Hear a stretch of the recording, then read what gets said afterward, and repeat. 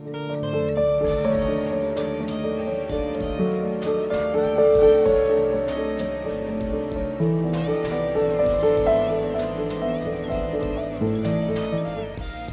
तिवारी जी हरियाणा से।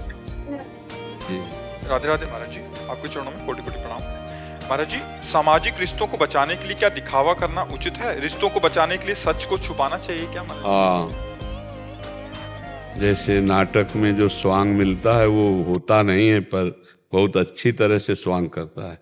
मतलब दो पुरुष हैं, एक को राजा बनना है, एक को रानी बनता है। दोनों जानते हैं कि हमारा इसका बिल्कुल 100 में 100% संबंध नहीं है, पर उस समय संबंध का उसे पूरा नाटक दिखाना पड़ता है। एक पति बनता है, एक पत्नी बनता है। ऐसे ही हम संसार में आए हुए हैं, हम भगवान के अंश हैं। ना हम स्त्री हैं ना पुरुष हैं, पर हमारा स्त्री शरीर है। हमें स्वांग मिला है, किसी की माँ बनने का, किसी की बहन बनने का, किसी की बहू बनने का, तो किसी की पत्नी बनने का। हम अपने स्वांग में बिल्कुल पक्के रहें तो उसे कर्तव्य कहते हैं। अपने कर्तव्य में पक्के रहेंगे तो इस नाटक मंच का रचने वाला जो जगन नाटक वैभवा स्वामी है, वो हमको इनाम देगा कि इस नाटक से हमें मुक्त कर देगा, इस संसार समुद्र से हमें मुक्त कर देगा। अपने स्वांग में कमी नहीं होनी चाहिए। जिसको स्वांग मिला है, जो अब जैसे मिला है गुरु का स्वांग, तो पक्का जैसा गुरु का स्वांग है वैसे ही करो। शिष्य का स्वांग तो वैसे ही करो, पति का स्वांग तो वैसे ही करो। जिसको जो कर्तव्य मिला है अपने कर्तव्य का पालन करे तो भगवान प्रसन्न हो जाते हैं और उसको इस माया से मुक्त कर देते हैं। पर ये ध्यान रखते हुए कि मैं हूँ कौन। जैसे उस नाटक करने वाले को हर समय लगता है मैं नाटक केवल कर रहा हूँ, मैं हूँ नहीं किसी का। ऐसे ही समझना चाहिए कि मैं भगवान का हूँ, मेरे तो गिरधर गोपाल, दूसरों न कोई। अब नाटक करने के लिए पति है, पुत्र है, परिवार है, तो ये किसी को बताए नहीं कि मैं नाटक कर रहा हूँ, वैसे ही व्यवहार करे। देखो रंगमंच पर जब वो ऐसा तन्मय होकर करता है रोल कि बिल्कुल सत्य सा प्रतीत होने लगता है, तभी वो अच्छा कलाकार माना जाता है। भला है ना, हमको ऐसे ही रोल करना है कि एकदम, अगर हम पिता बने तो बिल्कुल पक्के पिता जैसा, भाई बने तो भाई जैसा रोल, पति बने तो पति जैसा रोल। पर अंदर से बात ये होनी चाहिए कि ये सब नाटक है माया का। न यहाँ कोई पति है, या कोई पुत्र है, या कोई मित्र है। आए अकेले और जाएंगे अकेले, मिले बीच में है। तो ये नाटक बीच का है, पक्का समझो। आए अकेले है और जाएंगे अकेले। जो हम कर्म कर रहे हैं, शुभ या अशुभ या भजन, वही हमको फल मिलेगा। हमारा कोई साथी यहाँ नहीं है। पर ये बात दिखानी नहीं है, अंदर यही रखना है कि हमको जो रोल मिला है वो हमें रोल करना है। अगर वो स्वांग सही नहीं करोगे तो चूक हो जाएगी, अपने कर्तव्य में चूक हो, और कर्तव्य में चूक हो गई तो फिर पूजा तुम्हारी ठीक नहीं। कर्तव्य ही पूजा है। नाम जप करते हुए, भगवत स्मरण करते हुए, अपने स्वरूप का ज्ञान रखते हुए कर्तव्य का पालन करे। भगवान ने कर्तव्य पालन पर बहुत जोर दिया है। अगर कर्तव्य पालन करोगे तो भगवान तुम्हें मुक्त कर देंगे इस माया से। तेसाम हम समुद्धरता मृत्यु संसार सागरात, मैं उसे संसार समुद्र से मुक्त कर देता हूँ। तो नाम जप करो, अपने कर्तव्य का स्वांग करो। सत्य बात यह है कि हम किसी के नहीं हैं, हमारा कोई नहीं है। एकमात्र सब में भगवान है, सब भगवान के हैं, हम भी श्री भगवान के हैं। तो अब हमें जो जो रोल दिया गया है हम भगवत भाव से उसे करते हैं, ऐसा भाव ठीक है जी। रामाशीष पांडे जी। श्री हरिवंश। श्री हरिवंश महाराज जी। महाराज जी ये लिख रहे हैं कि ये एक अपना घर आश्रम करके एक संस्था है, उनसे जुड़े हैं, जिसमें बेसहारा, असहाय, मानसिक और शारीरिक रूप से पीड़ित लोगों की सेवा की जाती है। हम लोग ऐसे प्रभुजनों को सड़क से आश्रम तक लेके जाते हैं, उनकी सेवा करते हैं। पूरे देश भर में 60 से ज्यादा आश्रम हैं आपकी संस्था से, और 20,000 ऐसे लोग हैं जो रास्ते बहुत सुंदर। आपको बार बार नमस्कार, प्रणाम।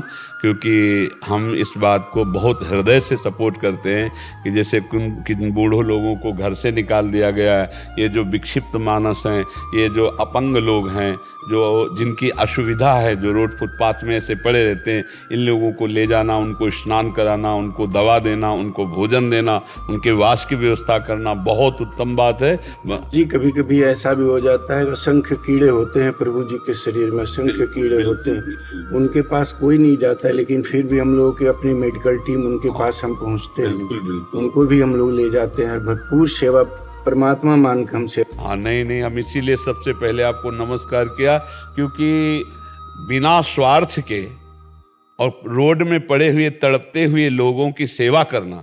अच्छा, अब ये सेवा अकेले तो होगी नहीं, एक समुदाय है और उसके लिए सबको जुड़ना चाहिए, और जुड़ते भी हैं लोग। उस अर्थ का प्रयोग अपनी वासनाओं की पूर्ति के लिए ना करके यदि ऐसे लोगों की सेवा में किया जाता है तो ये प्रणाम योग्य है। परहित सरिस धर्म नहीं भाई। अगर दूसरे का हित किया जाए, भले हम मांग के पैसा से करें, मतलब हमारे पास नहीं है, हम लोग नहीं मांगते, हम लोग किसी से नहीं मांगते, सिर्फ ठाकुर जी की हम लोग चिट्ठी लिख देते हैं और हमें पूरा हो जाता है। हाँ तो ठीक है, मांगो किसी से भी मांगो, लेकिन हमारा मतलब भाव ये है कि अगर हमको दूसरे के सुख देने के लिए हमको यदि मांगना भी पड़े तो वो हमारे लिए हानि का विषय नहीं है। लेकिन यदि सहयोग आ रहा है, आता तो है ही है, भगवान तो देते हैं, आता है, उस सहयोग का प्रयोग अपनी विलासिता के लिए ना करके, और ऐसे लोगों के तो हम लाख लाख बार प्रणाम करते हैं उनको जो ऐसी सेवा करते हैं। और ऐसी सेवा करने के लिए और भी उत्साहित होना चाहिए, क्योंकि आजकल बड़ी समस्या ये हो रही कि स्वार्थ से प्रेरित होकर बच्चे अपने बूढ़े माई बाप को छोड़ देते हैं। इसीलिए हम प्रणाम कर रहे हैं कि ऐसे लोगों को जिनका कोई सहारा नहीं है, जो असमर्थ हैं, अच्छा वृद्ध हैं, वो घसील रहे हैं, तो ऐसे लोगों की जो सेवा है साक्षात भगवान की सेवा है। और नाम जप करते रहिए तो यही सेवा भगवत प्राप्ति करा देगी। हाँ, यही सेवा भगवत प्राप्ति करा देगी। और हमें लगता है कि सबको अपने वयोवृद्ध माता पिता की सेवा का त्याग नहीं करना चाहिए, उनकी जरूर सेवा करनी चाहिए। एक बार मंदिर न जाओ चलेगा, लेकिन अपने बूढ़े माता पिता को अगर आपने ठुकरा दिया, उनको कष्ट दिया और मंदिर में सोने का छत्र चढ़ाओगे तो भी ठाकुर जी प्रसन्न नहीं होंगे। अपने बूढ़े माता पिता की जरूर सेवा करनी चाहिए। अब समस्या ये हो जाती है कि कहीं बहू विपरीत हो गई, लड़के का मन है पर वो नहीं कर पा रहा है, तो कहीं ऐसा होता है कि संपत्ति के लोभ में आकर जल्दी माता पिता मरे, या ऐसा बहुत से ऐसी घटनाएं हैं। तो ऐसे जो निष्कासित घर से वयोवृद्ध जन है, उन लोगों को जो आप लोग सहयोग देते हैं, ऐसे जो फुटपाथ में पड़े हुए लोग, इनको हम बहुत इस बात से प्रसन्न हैं, हम बहुत। उसके पश्चात हम लोग परिवार से मिलाने की भी कोशिश करते हैं कि परिवार से मिले, परिवार इनको स्वीकार करे। अभी पूरे जो हमारे हैं 20,000 प्रभु जी हैं पूरे भारतवर्ष में। हमारे सिर्फ दिल्ली जो हमारा आश्रम है पूटखोर दिल्ली में, वहाँ 800 प्रभु जी हैं जी। प्रत्येक दिन हम लोग 8 एम्बुलेंस सुबह निकालते हैं और शाम तक पूरे दिल्ली एनसीआर में रेस्क्यू करते हैं कि कहीं कोई प्रभु जी हमें इस अवस्था में मिल जाए और तुरंत हम लोग उन पास ले आते हैं। बहुत सुंदर, बहुत सुंदर है। और ये सम्माननीय बात है कि दूसरों का हित करने की भावना, इससे बड़ा कोई धर्म नहीं है। जरूर जरूर ऐसा करना चाहिए। वास की सुविधा, भोजन की सुविधा, औषधि की सुविधा और सेवाएं उनकी जी। वो अगर हम लोग हॉस्पिटल में एडमिट करते हैं तो 24 घंटे उनके साथ एक सेवा साथी। बिल्कुल ठीक है, बहुत उनको कोई तकलीफ नहीं हुआ। जी हाँ, बहुत सुंदर है। रवि जी अलवर से, गुरुदेव आपके चरणों में कोटि कोटि प्रणाम। गुरुदेव, जीवन में प्रतिकूल परिस्थिति आने पर भक्ति बाधित हो जाती है, गुरुदेव मार्गदर्शन करें। प्रतिकूल परिस्थिति आज का सत्संग सुना है? हाँ, अभी भक्ति में हमारे रंग नहीं आया, इसलिए प्रतिकूलता में हम टूट जाते हैं, क्योंकि हम भक्ति सुख में नहीं है, अभी अनुकूलता का हम भोग करते हैं, इसीलिए प्रतिकूलता में हम टूट जाते हैं। तो हमको थोड़ा और बढ़ाना चाहिए अपनी भक्ति को।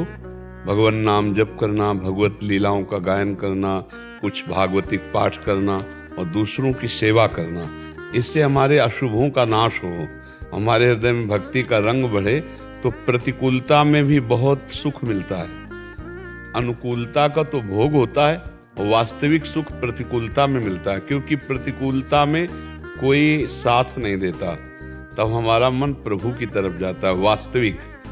देखो, एक बार दुर्योधन ने श्री दुर्वासा जी को चातुर्मास भर सेवा की, और जब दुर्वासा जी प्रसन्न हुए तो उनका वरदान मांगो, तो उसके हृदय में द्वेष था पांडवों के प्रति। तो उसने कहा, जिस समय द्रौपदी जी बटलोई में पा लें उस समय आप जाइएगा, हमारे भ्राता श्री से अतिथि बन करके आप स्वागत स्वीकार कीजिएगा, ये हमारी इच्छा है।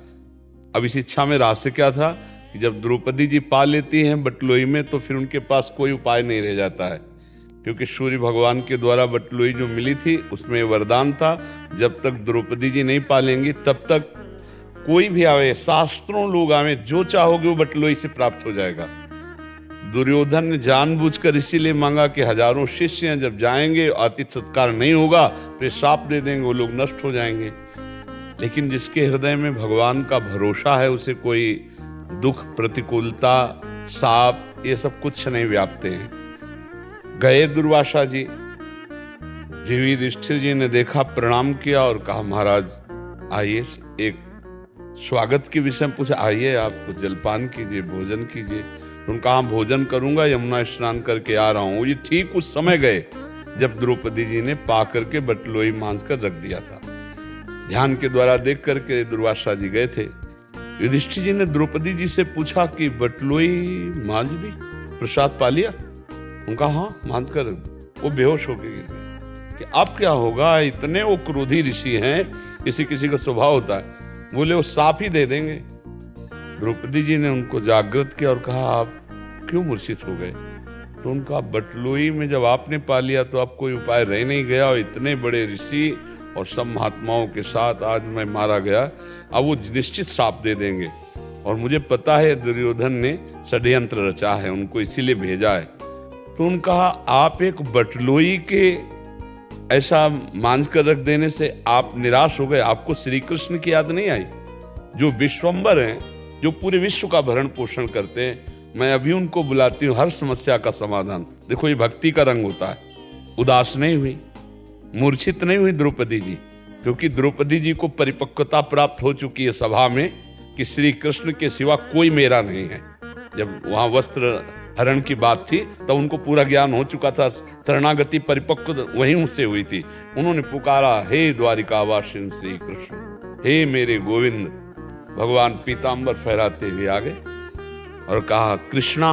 द्रौपदी का एक नाम कृष्णा भी। कृष्णा मुझे बहुत भूख लगी। बोले काय को विनोद करते प्रभु, समस्या तो भोजन की है ना। तो क्यों? बोले बटलोई में पा करके रख दिया है धो करके। तो भगवान का नाम एक है कर्तुम अकर्तुम अन्यथा कर्तुम सर्व समर्था स ईश्वरा। बोले लाओ बटलोई, और बटलोई से एक सीख से एक पत्ती निकाली सब्जी की जो बनी हुई थी।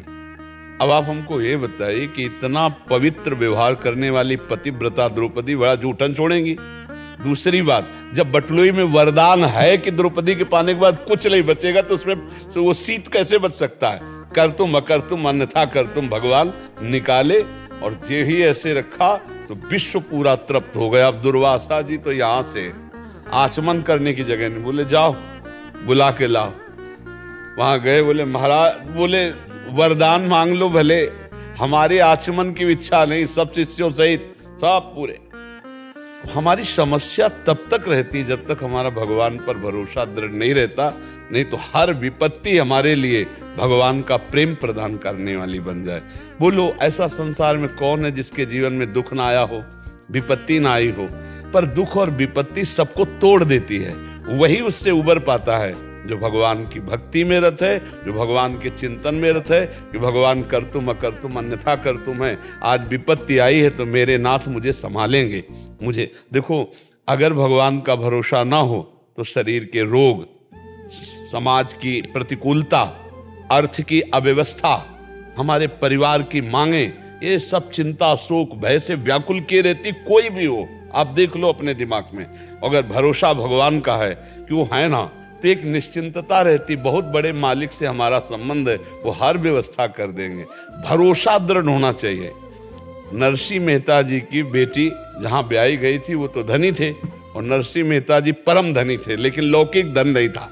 परम धन भगवान का प्रेम, भगवान का नाम, भगवान का भरोसा। तो उन लोगों ने सोचा कि ऐसे बाबा जी को क्या बुलाना।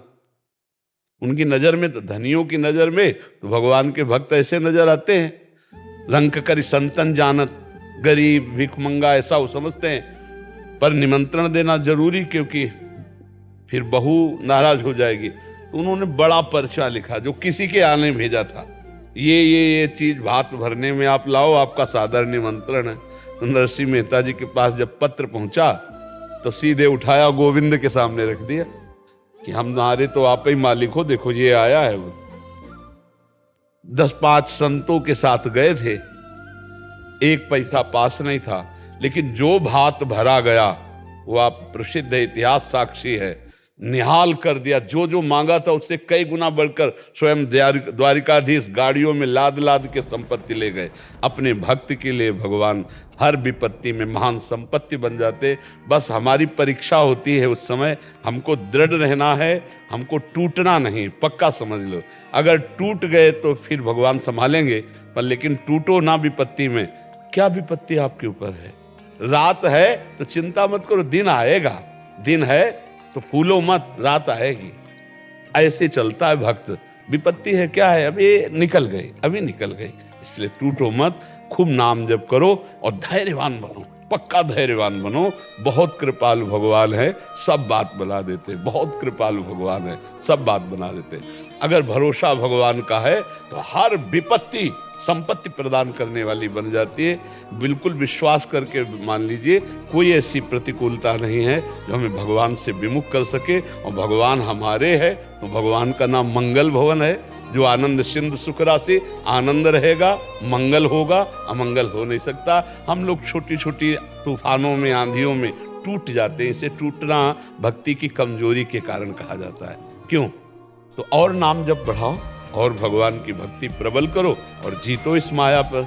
इसीलिए तो मानव देह दुर्लभ कहा गया है, देवताओं से भी दुर्लभ कहा गया है, क्योंकि हम भक्ति करके देवताओं के आगे भी निकल सकते हैं, हम भगवान के पार्षद बन सकते हैं, हम दिव्य ज्ञान संपन्न होकर जीवन मुक्त महापुरुष हो सकते हैं। तो हमको लगना चाहिए विपत्ति में फंसकर अपने जीवन को भक्ति से विमुख नहीं करना चाहिए। नहीं, भक्ति तो बहुत प्रबल है, माया कुछ नहीं कर सकती, पर अभी वो आई नहीं तो जरा सा जहां विपरीतता आती तो लगता भगवान है कि नहीं, पता नहीं भगवान हमारा साथ दे रहे। अगर भगवान साथ देते होते तो ऐसा कैसे हो जाता? किसी का पुत्र मर गया, किसी का पति मर गया, किसी के परिवार की हानि हो गई, और वो सोचता है हमारी भक्ति रंग नहीं लाई, हमें बड़ी हानि पहुंचाए। ये भैया नाम मृत्यु लोक है, यहाँ सब अपने अपने समय के अनुसार जाएंगे यहाँ से।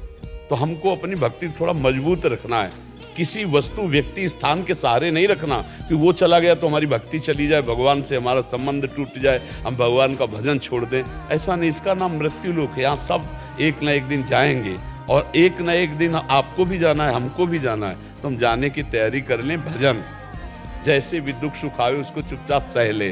क्या भगवान के जीवन में विपत्ति नहीं आई? जब अवतार लिया, सुबह राज तिलक हो रहा भैया, चक्रवर्ती सम्राट पद पे सुबह का इंतजाम हो रहा है, और सामय के निर्णय बदल गया। 14 वर्ष का बलवान, तापस वेश विशेष उदासी, 14 वर्ष राम वनवासी। लेकिन भगवान की मुस्कुराहट में फर्क नहीं पड़ा। पिताश्री यदि आप राज तिलक दे रहे थे तो जैसा आप वनवास दे रहे तो वैसे ही भगवान वैसे नंगे पैर 14 वर्ष बनवा। तो हमको इस शिक्षा दी भगवान ने अवतार लेकर के कि ये विपत्ति, ये संपत्ति सबके जीवन में आती है। संपत्ति में अभिमान न करें, विपत्ति में दुखी न हो। जयपाल जी। राधा वल्लभ श्री हरिवंश। राधा वल्लभ श्री हरिवंश महाराज जी। पूज्य गुरुदेव, मैं भगवान शिव की उपासना करता हूँ तथा उन्हें अपना इष्ट देव मानता हूँ।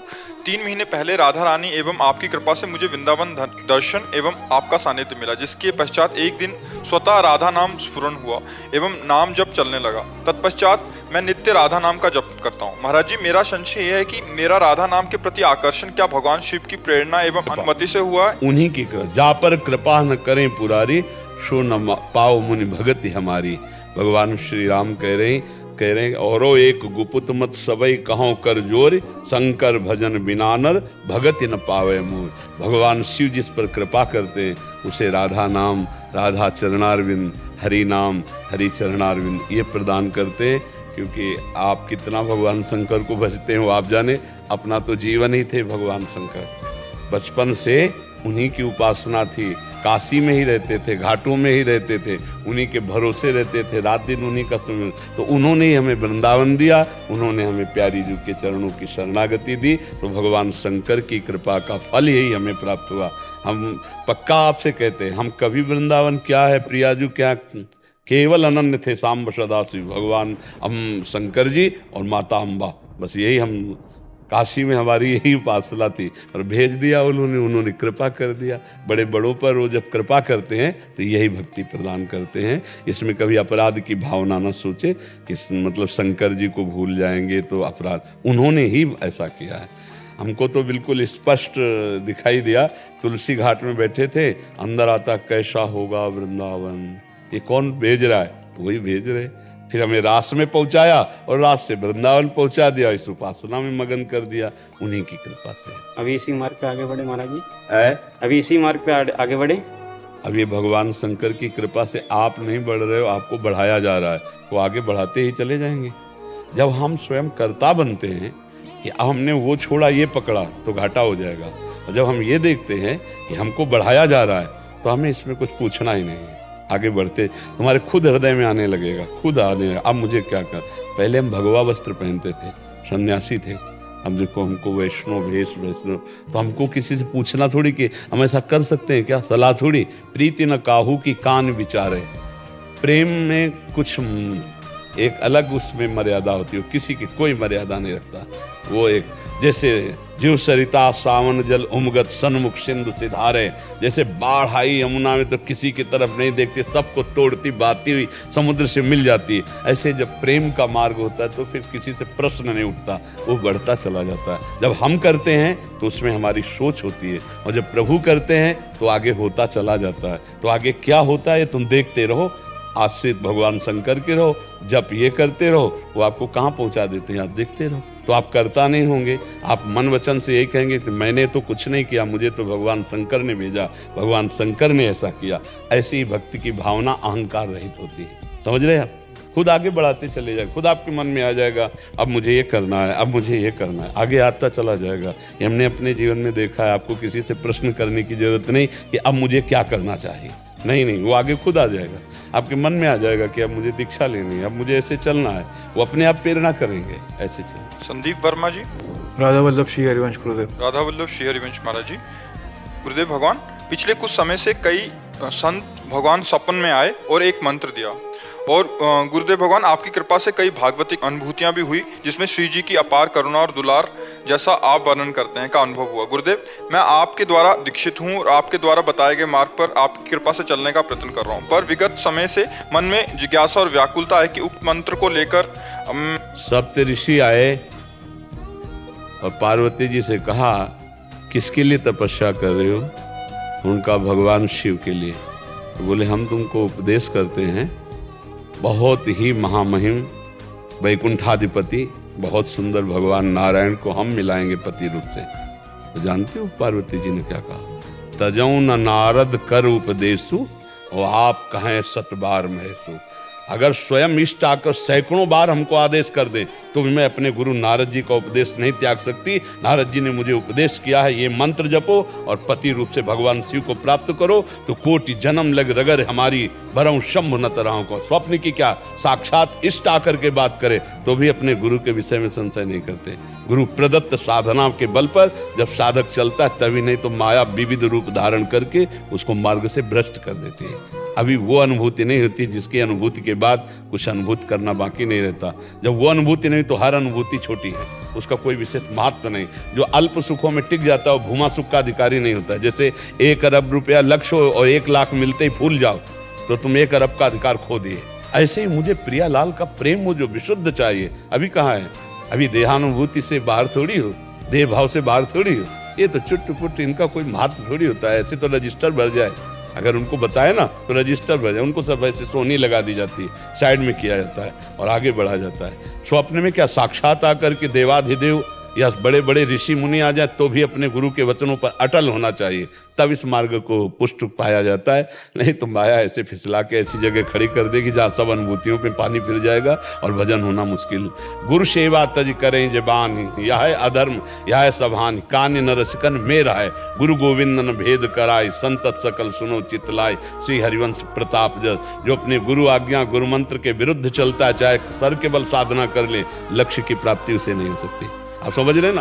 तजऊ न नारद कर उपदेशु आप कहें सतबार महेशु। जिनके लिए तपस्या कर रहे हैं, कह रहे कि अगर महेश भगवान शंकर भी आकर सैकड़ों बार हमको कहें कि नारद जी के उपदेश को त्याग दो तो मैं अपने गुरु के उपदेश को नहीं त्याग सकती।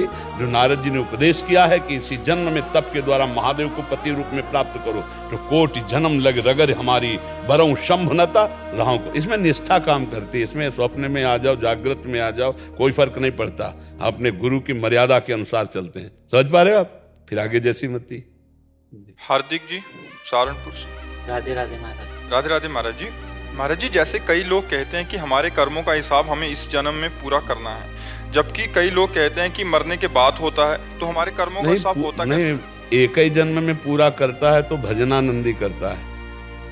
जो खूब भजन करके भगवान का, उसका हिसाब पूरा होता है, सबका थोड़ी हो जाता है। ये तो बहुत हजारों करोड़ों लाखों जन्मों का संचित कर्म है, उससे कुछ कर्म निकाल दिए गए, पाप और पुण्य, उससे शरीर की रचना हो गई। वो जो स्टॉक जमा हुआ है वो, और इस जन्म में जो नए कर्म हो रहे हैं उन्हें क्रियमाण कहते हैं, वो इन दोनों को जो निष्प्रभावित कर दे और प्रारब्ध जिससे शरीर रचना हुई उनको भोग ले, वो इसी जन्म में हिसाब किताब बराबर करके मुक्त हो जाता है। समझ रहे हो? और नहीं तो पुनरपि जननम पुनरपि मरणम पुनरपि जननी जठरे शयनम। ये जो इस जन्म में भोग मिल रहा है कुछ कर्मों का हिसाब किताब है, पूरे कर्मों का हिसाब किताब नहीं। जैसे पूरे कर्मों का हिसाब किताब तो फिर न्यायालय में होता है और लाठी फ्री में चलती है, नहीं? जैसे चोरी किए, गंदी बात किए तो थप्पड़े आ गए, डंडा चला, ये तो फ्री में है। पुलिस पकड़ी, तुम्हारी जो 10-5 लाठी और डंडा पिटाई कुटाई हुई, ये तो फ्री की है। जब आप जज के सामने जाएंगे तो जिस घटना, जिस केस में आप गए, उसका फिर वहां होगा। क्या होता है? सजा भी होती है, जुर्माना भी होता है। बोले 10 साल की सजा, 1 लाख रुपया जुर्माना होता है ना। तो ये जुर्माना समझ लो जो जन्म होकर के भोग मिल रहा है, और सजा तो नरक में मिलती है, पूरी सजा तो नरक में मिलती है। उससे बचा हुआ जुर्माना कुछ थोड़ा बड़ा वो यहाँ मिलता है। असली सजा, जैसे यहाँ दूसरे जीव का मांस खाते हैं ना, कढ़ाई में उबाल के जिंदा, ऐसे ही वहाँ उबाले जाते हैं, वहाँ मरना तो है नहीं। उसमें लिखा है भागवत के 5म स्कंद में, पढ़ लेना नरकों का वर्णन, अच्छे अच्छे के होश उड़ जाते हैं। देखो एक नरक भोगा इसी जन्म में, माँ के गर्भ में भोगा ना, मलाशय जिसे कहा गया है, और मूत्राशय बीच में बालक होता है। 9 महीने इसमें रहे माता के, याद नहीं किसी को, रहे तो सब है, नहीं रहे, कितना कष्ट होगा। थोड़ी देर आसो पास रजाई बंद करके और फिर कोई गंदगी वाली जगह में हमको बंद करके, रजाई ऊपर से करके, कैसा लगेगा? प्राण फड़फड़ा उठेंगे। तो ऊपर से झिल्ली लगी हुई, नीचे लिबलिबा पदार्थ भरा हुआ है, और उसमें हम कीड़े की तरह माता के उस गर्भ में 9 महीने रहे। अब बताओ, है ना नरक? ऐसे ही हमको भयानक भयानक पीड़ाएं नरक में भोगनी पड़ती यदि अपने कर्म का हिसाब ना कर लें। ये जन्म में हिसाब कर सकते हो, भजन करके, दूसरों की सेवा करके, तप के द्वारा, भगवत भक्ति के द्वारा, ज्ञान के द्वारा सारे कर्मों को भस्म करके हम जीवन मुक्त हो सकते हैं, भोग के नहीं। इतना स्टॉक जमा है कि हम भोग के नहीं कर सकते। सोचो भीष्म जैसे महापुरुष जब बाण की सैया में 6 महीने, तब भगवान से कहते मैंने इस जन्म में तो कोई पाप नहीं किया। आप पूर्व जन्म में, तो बोले प्रभु इतने जन्म तक तो मैं देख रहा हूँ कोई पाप। बोले और आगे बढ़ो, मतलब हमारा हजारों जन्मों करोड़ों जन्मों का हिसाब जमा है। कपड़े बदलने से पहचान थोड़ी बदल जाएगी, हम वही हैं, कपड़े बदलते गए, स्त्री के पुरुष के, न जाने कौन कौन सी योनियों के कपड़े बदल गए। समझ रहे हो ना? इसलिए भोगना अवश्य में भोक्तव्यम कृतं कर्म सुभाग।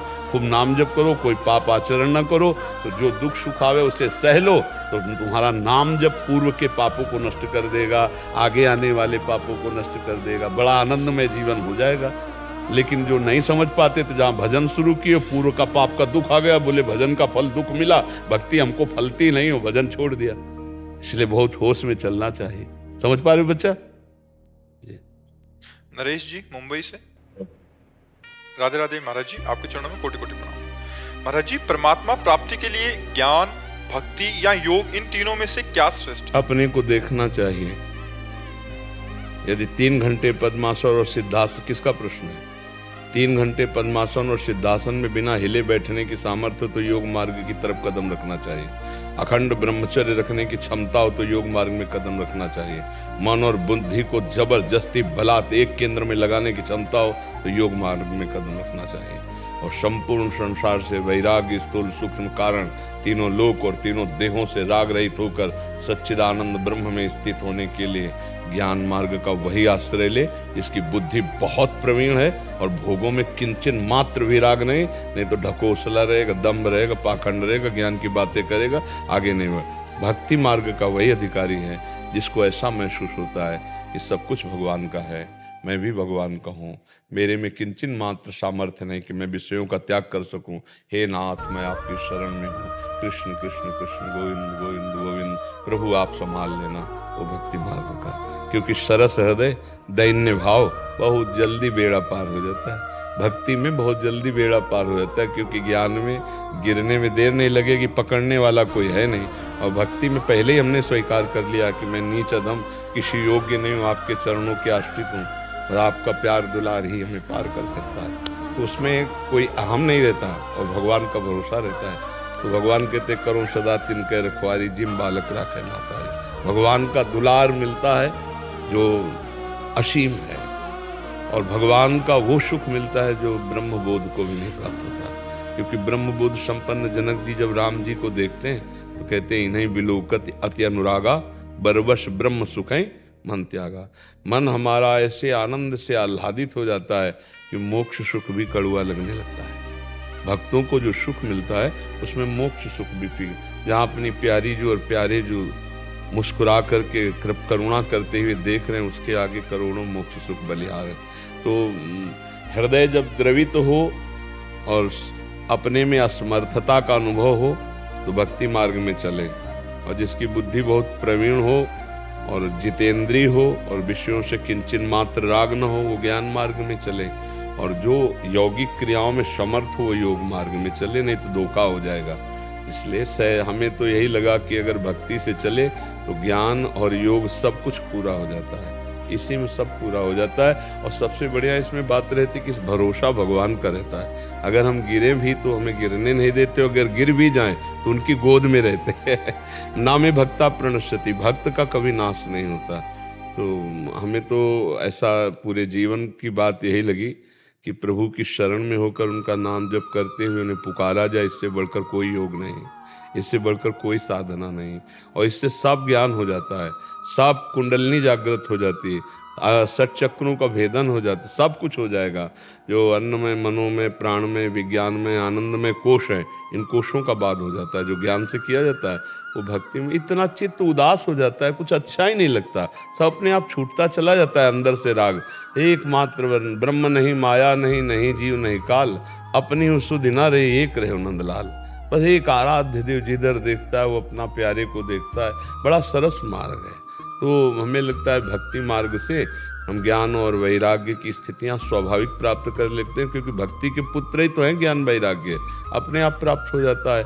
और ये कलिकाल है, इसमें शुद्ध ज्ञानी गुरु मिलना, ब्रह्मबोध संपन्न और स्वयं को उस मार्ग में चलने की योग्यता होना बड़ा कठिन है। छोटी मोटे व्यसन नहीं छोड़ पा रहे हैं, और ब्रह्म ज्ञान की बात करते तो मुझे लगता है धोखा अपने साथ कर रहे हैं। नहीं, अपने साथ कर, अपनी इंद्रियों के क्षुद्र विषयों पर हम शासन नहीं कर पा रहे और हम अपने को ब्रह्म मान रहे हैं, तो फिर भक्ति से भी वंचित हुए, भगवान के भजन से भी। तो जी काल का तमाचा तुम्हारे ज्ञान को एक क्षण में नष्ट कर देगा।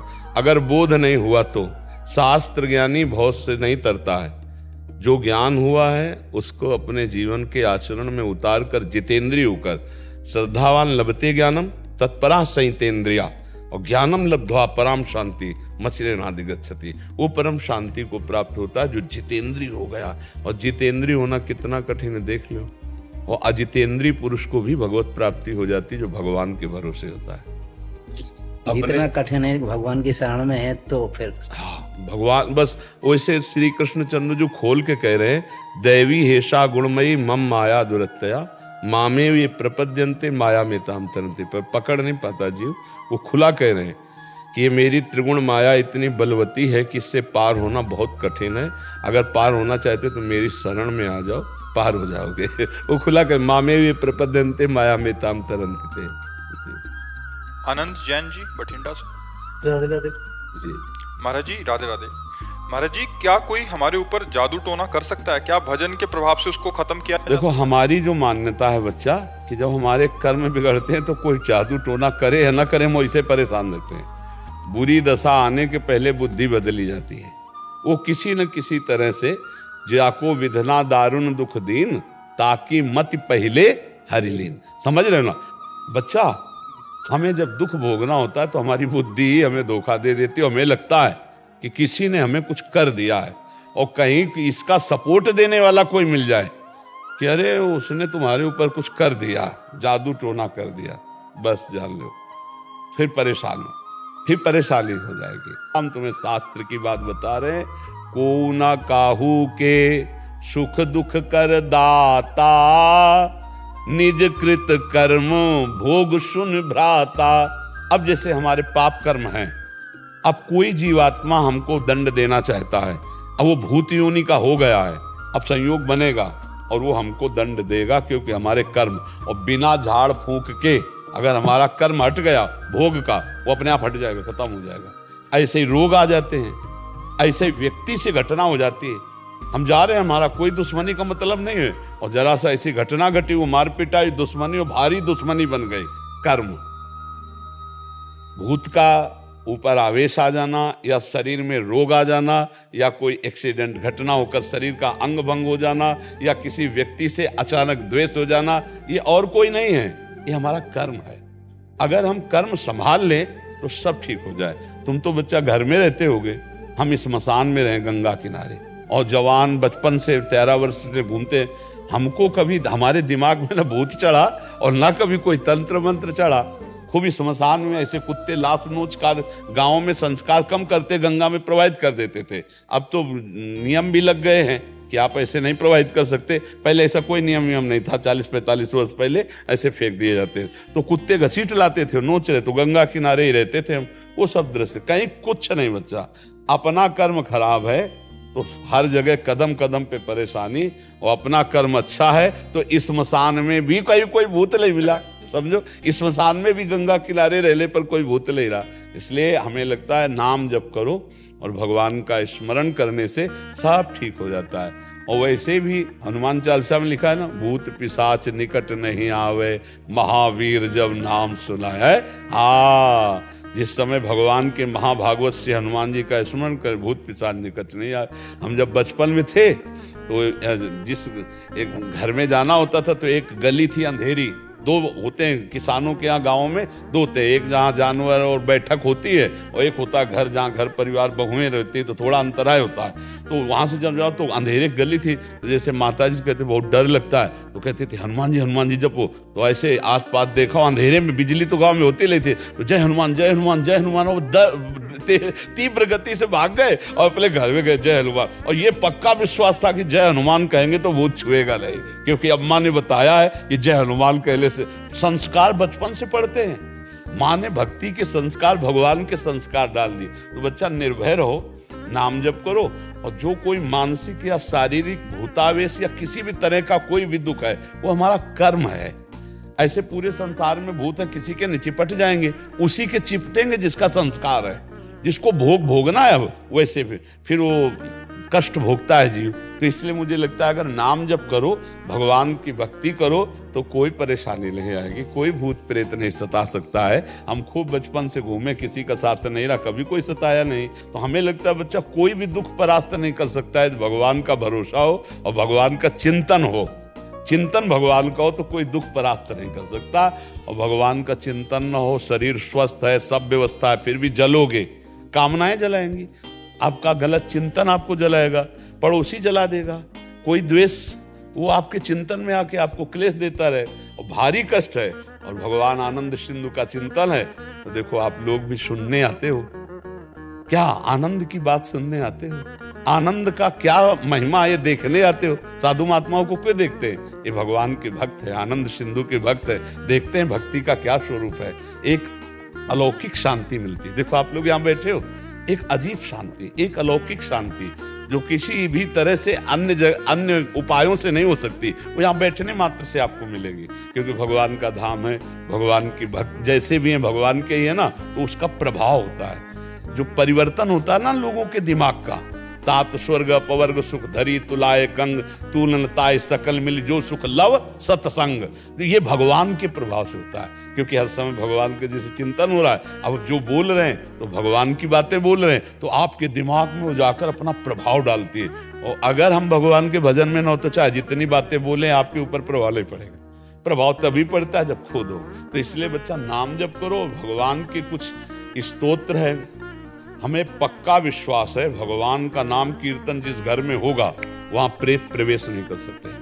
वहां कोई तंत्र मंत्र काला जादू ये सब प्रवेश नहीं कर सकते।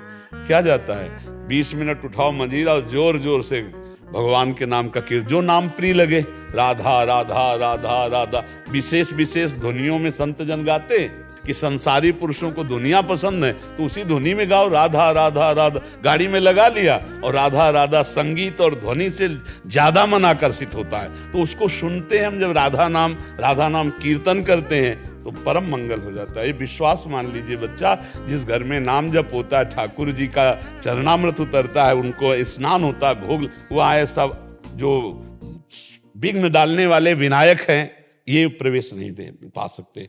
दैवी शक्तियां वहां रक्षा करती है। कभी आप अपने घर में नाम कीर्तन कीजिए, कभी किसी संत का चरणामृत मिल जाए तो अपने घर में छिड़क दीजिए, देखो उसका प्रभाव क्या होता है। भूत प्रेतों के ऊपर चढ़ते हैं नहीं, जो भूत प्रेत स्वभाव वाले होते ना, वो अपने साथी के ऊपर चढ़ते। वो मरा हुआ भूत वाला है और ये जिंदा भूत है।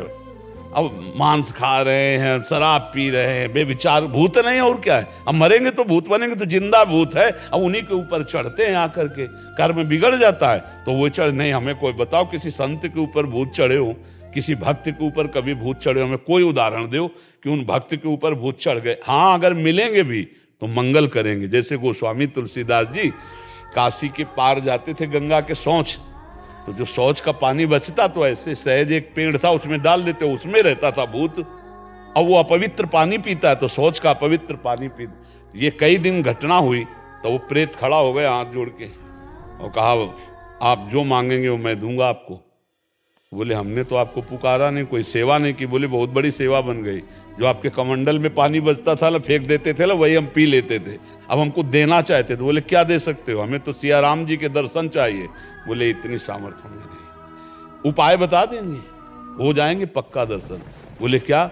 बोले जब राम कथा कहते हो तो उस समय हनुमान जी कथा सुनने आते हैं, उनके पैर पकड़ लेना, वो तुम्हें दर्शन करा देंगे। बोले हम पहचान कैसे पाएंगे कि हनुमान जी आते? तो बोले सबसे पहले कथा में आके बैठ जाते हैं और मलिन भेष है और बूढ़े स्वरूप में आते हैं और सबसे पीछे कथा में प्रणाम करके जाते हैं। जो ऐसा करे वो हनुमान जी होंगे। अब तुलसीदास जी जब भगवान की चर्चा शुरू देखा कि शुरू होने के पहले एक वयोवृद्ध विशाल काय आकर चुपचाप बैठ गए से, यत्र यत्र रघुनाथ कीर्तनम तत्र तत्र कृतमस्तकांजलम बाष्पवारि परिपूर्ण लोचनम मारुति नमत राक्षसांतकम। अश्रु प्रवाह करते हुए भगवान की चर्चा सुनते। और जब कथा संपन्न हुई सब चले गए, तब वहां के ऐसे रज लेके ऐसे लगाया कि भक्त चरण रज है। सोई गोस्वामी जी दौड़ पड़े, सोई भागे हनुमान जी। तो तुलसी घाट से काफी दूर है संकट मोचन हनुमान जी, वही संकट मोचन हनुमान जी। तो काफी दूर में जाके चरणों के, तो हनुमान जी रुक गए। बोले क्या चाहते हो? तो कहा सिया राम जी के दर्शन। तो कहा यहाँ नहीं, चित्रकूट चलो। तब चित्रकूट हनुमान जी लिया गए। फिर राजकुमार के रूप में जब राम लक्ष्मण जी के दर्शन हुए, चंदन, तो वो लीला। तो देखो प्रेत ने भगवत साक्षात्कार का विधान बना दिया। प्रेत ने भला मंगल किया, महामंगल कर दिया भगवान के दर्शन का, साक्षात्कार का। तो हमें नामदेव जी को एक बार प्रेत में भगवान विट्ठल के दर्शन हुए महाराष्ट्र में कर। तो जो भगवान का नाम जप करते हैं, भगवान का कीर्तन करते हैं, भगवान की भक्त, उनको कभी कोई अमंगल नहीं कर सकता। जिते विनायक शुभ अशुभ विघ्न करे नहीं कोई, और विघ्न करे नहीं कोई, डरे कलिकाल कष्ट भय, हरे सकल संताप हरसि हरिनाम जपत जय। कलयुग डरता है नाम जपक से। ये जितने राक्षसी स्वभाव के हैं, जितने आसुरी शक्तियां, ये सब डरती हैं भगवान के भजन करने वाले से। इसलिए खूब नाम जप करो। और ये जादू टोना और कोई काला जादू दुनिया के जो है ना, ये कुछ असर नहीं करेगा। भगवान का भजन करो। अब भगवान का भजन नहीं करोगे तो कोई जादू टोना करे चाहे न करे, वैसे दिमाग खराब है। जहाँ डिप्रेशन की दवा होती, उनमें बैठो जाकर डॉक्टरों के पास, तो 50 लोग आते हैं। अब उनका दिमाग ही उनको परेशान किए, उनके कौन भूत चढ़ा हुआ है।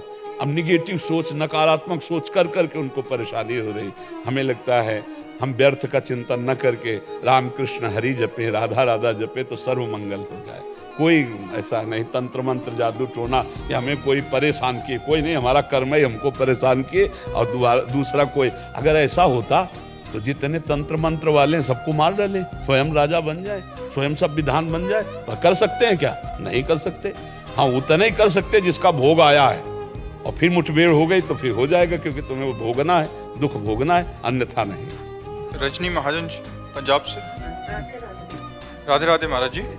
महाराज जी, कर्म फल की प्राप्ति को किस प्रकार समझा जाए? पूर्व जन्म में क्या किया है उसको हमें क्या पता हमने क्या पाप किया है जिसके लिए हमें ये सजा मिल रही है महाराज जी? हाँ, अगर इसका ज्ञान भगवान दे देते तो चैन से जी नहीं पाते। ये भगवान ने बड़ी कृपा की कि इस ज्ञान का अपहरण कर लिया। नहीं, 9 महीना माँ के गर्भ में रहे, अगर उसकी स्मृति होती तो सोचो कितना भयानक कष्ट होता है।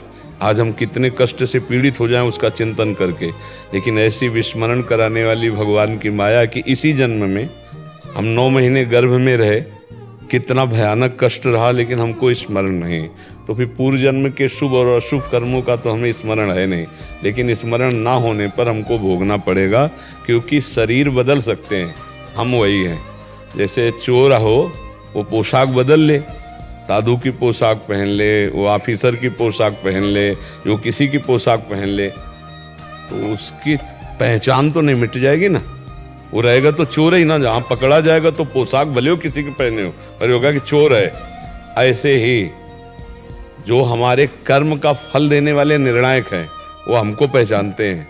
हमारी पोशाकें अलग अलग हो सकती हैं, कभी मिस्त्री बने, कभी पुरुष बने, कभी सुअर बने, कभी कुत्ता बने, पोशाकें 84 लाख योनियां, ये पोशाक। लेकिन पहनने वाला जो है वो जो कर्ता भाव से कर्म किया है, शुभ या अशुभ, अवश्य में वो भोक्तव्यम कृतम कर्म शुभाशुभम, वो शुभ अशुभ कर्म भोगना पड़ेगा। हमको पता हो या ना पता हो, वो हमारा ही कर्म है जो हमको आके दुख देगा। अब हमको क्या करना है? अब हमें पीछे की बातें सब जो भूले हुए हमको उनको याद नहीं करना है। हमको एक ऐसे कर्म का अनुष्ठान करना जिसे पूरे कर्म नष्ट हो जाए। वह भगवान का नाम, भगवान की आराधना, वह भगवान की भक्ति या शुद्ध ज्ञान, इसी के द्वारा, चाहे ज्ञान योग से, चाहे कर्म योग से, चाहे भक्ति योग से, हम संचित कर्मों को भस्म कर दें, क्रियमाण को निष्फल कर दें और प्रारब्ध को भोग लें। जो हमारा शरीर बनाने के समय प्रारब्ध रखा गया, इस वर्ष में ये होगा, इतने साल में ये होगा, उसको हम भोग लें। उसको नहीं मिटाया जा सकता, उसको भोगना पड़ता है, बड़े बड़े संतों को भोगना पड़ता है। तो प्रारब्ध को भोग ले, संचित को भस्म कर दें भजन के प्रभाव से, और क्रियमाण जो आगे कर्म होने वाले बहुत सावधानी पूर्वक करें और भगवान को अर्पित कर दें, तो वो फलदाता नहीं होंगे, हम बंधेंगे नहीं, तो ही हमारा मोक्ष या कल्याण हो सकता है। अगर हम इस चिंतन में फंसे कि हमने तो याद नहीं हमने कौन सा कर्म किया, तो याद करने की आपकी क्षमता खो चुकी है।